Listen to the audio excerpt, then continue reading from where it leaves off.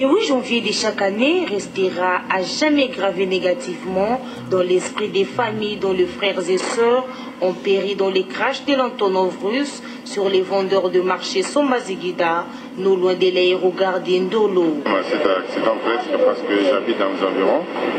Et puis j'ai vu tout ce qui était horrible comme cas amené à l'hôpital. Ce jour-là, parce que je travaille dans un hôpital, l'hôpital général. Aujourd'hui, 17 ans après, je peux dire que j'ai un sentiment qui se dégage de déception parce que nous avons un pays où la vie humaine n'est pas prise en compte.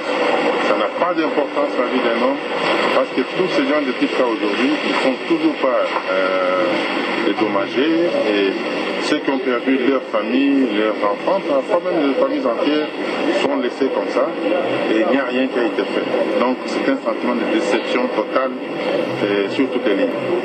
Hormis ces cris de cœur de membres des familles endeuillées, certains Congolais ont saisi cette opportunité pour demander au gouvernement congolais d'indemniser les familles éplorées. Les gouvernements se sont succédés et tous se sont montrés indifférents par rapport à cet accident qui a emporté comme ça gratuitement des milliers, des centaines de familles à l'époque zaïroise, aujourd'hui congolaise.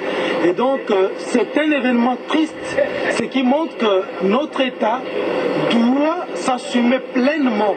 Cet accident s'est produit sous le régime du maréchal, mais le pays ne s'est pas arrêté avec le maréchal. Il est mort, il est enterré et c'en est fini pour lui, pour ceux qui sont restés vivants.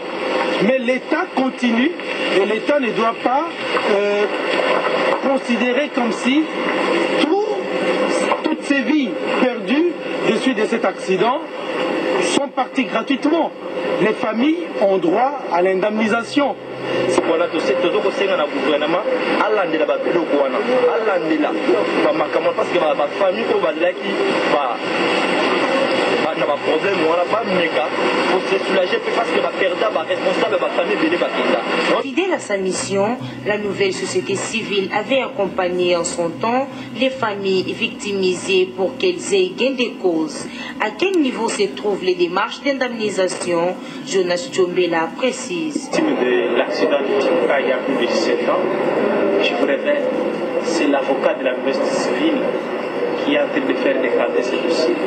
Et ces victimes, bientôt, ils seront reçus par le président de l'Assemblée nationale. Ça veut dire que nous on ne parle pas même de travail. Donc, nous demandons au président de l'Assemblée de recevoir ces vieilles personnes. Il y en a qui ont perdu des jambes, il y en a qui sont restés en vie. C'est des enfants de ces gens. C'est moral de recevoir et aussi les indemniser. Parce que ce sont des gens qui ont perdu l'air. Et ces gens-là, l'État congolais devait faire mieux de s'occuper de ce type de gens. Il n'y a que l'État congolais qui est le père de tout. C'est lui qui avait agréé ces entreprises qui ont fait des accidents.